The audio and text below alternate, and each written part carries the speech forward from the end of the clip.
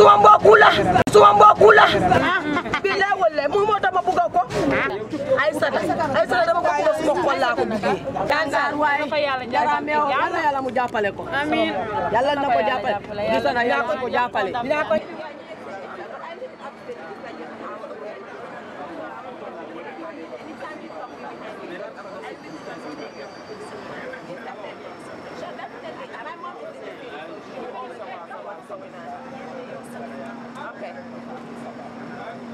Okay, I'll be like on the other side. I'll just wait outside.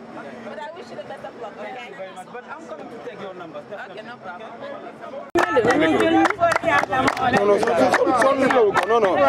No, grau.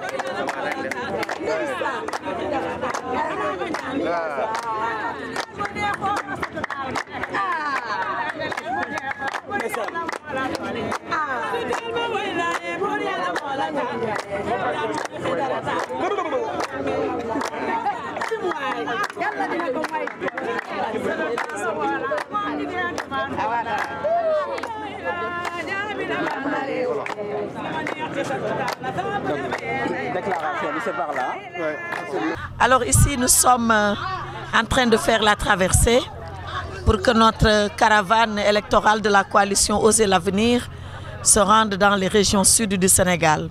La région de Ziguinchor, celle de Kolda et celle de Sédhiou. Nous allons faire tous les départements de ces trois régions.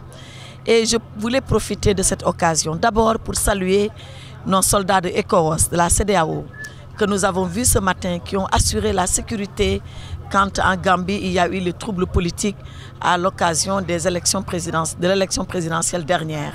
Je pense que cela est important et cela dénote du crédit et de l'intérêt que nous devons accorder à la coopération internationale, à la coopération sous-régionale, à la diplomatie militaire, parce que cela y va de notre défense et de notre sécurité. C'est important et c'est la raison pour laquelle j'ai tenu à les saluer.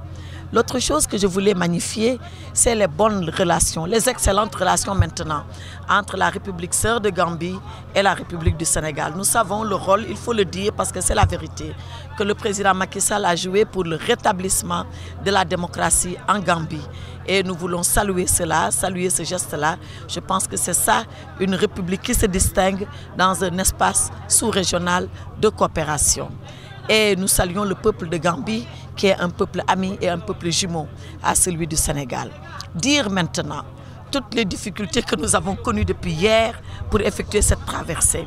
Notre caravane a dû passer la nuit en terre gambienne. Ce n'est pas que nous ne le voulions pas, mais nous aurions souhaité rallier nos camarades sénégalais à Ziguinchor depuis hier. Malheureusement, nous avons connu ces difficultés. Cela dénote de la primauté que nous devons accorder à la continuité du territoire national.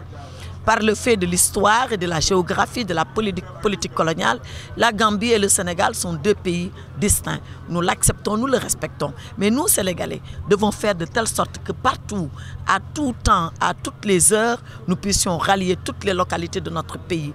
Que du nord, Podor, la ville dont je suis le maire, au grand sud, Ziguinchor, Cap Skirring, Cabrousse, Oussouye, partout, que nous puissions aller et venir sans passer par un autre territoire, fût-il celui de la Gambie. C'est la raison pour laquelle les infrastructures nationales ici prennent un relief particulier. Cette voie de contournement que nous avons commencé, elle est à finir. Le pont, bien sûr, sera là, mais le pont est encore à partager entre deux pays et nous devons être autonomes et souverains de ce point de vue-là. Je crois que cela est important et je voudrais, à partir d'ici, à partir de ce beau ferry gambien dans lequel nous sommes, lancer ce message-là pour que le gouvernement sénégalais prenne ses responsabilités et fasse que du nord au sud, les Sénégalais puissent traverser leur pays en restant chez eux et dans leur pays.